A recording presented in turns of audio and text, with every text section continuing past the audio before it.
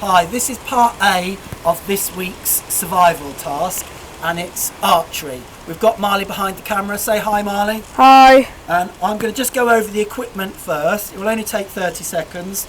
Can you see I've got an arm guard on there? And that's when I pull the string back, when I let go, I don't want the string to ping my arm, so I've got an arm guard there. Sometimes they're plastic. This one's like a sock with a sort of plastic protector on my forearm.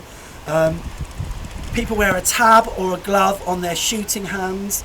I don't need to because we've got some rubber protectors on the actual string itself. So I can put my fingers directly onto the protector, which means I don't need a tab. The arrows, now the arrows are really interesting. The feathers at the back, well, they're not feathers anymore, they're plastic. They're called fletchings, and they were made by people called Fletchers. So if you know anyone called Fletcher, their ancestors probably made the fletchings on the back of an arrow. Now there's two colours, and it's the odd colour that points up to the sky when you put your arrow on the bow. Right, it's simple really, archery. It's a side-on sport, and you put your toes side on to the boss, the target, to make sure that when you actually shoot, you are aiming at the target. So it's a side-on sport, like cricket. You hold the bow, and I always say make a table first. You take out your arrow, and you put the odd-coloured fletching pointing up to the sky, and then you click it on to the bow. Can you hear it? It makes a nice clicking noise. Did you hear that? You rest it on the bow, and that's your table. And then I say you make a Cub Scout salute. It goes up, down, and onto the rubber finger tabs. And then all you have to do then is push forward and pull back. And I'm pulling back to the corner of my mouth. My elbow's up in the air. And when I'm ready, I just flick my fingers forward.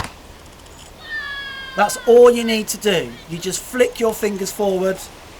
And that's the only movement that you need to make when you're releasing the arrow. I'll have another go. So it's feet, side on. Make the table. What do I do next, Marley? Put the arrow on the string. The arrow on the knocking point. So odd colour fletching pointing up to the sky. Now what? Do the Cub salute. Cub salute. Up, down. Push forward, pull back. Elbow in the air. And I'm pushing my hands right up to my lips, and then I just flip forward and hold it there. Now, the target's about 100 metres away, would you say, Marley? No, it's less than 10. Less than 10 metres. It's about 100 metres away. Now, I learned all these things when I was in the SAS. Do you know about the SAS? Are they part of the army? Well, lots of people say they are a very special elite fighting force in the army, and they're right. I learnt it in the Sleaford Archery Society. That's how I learned all my archery skills.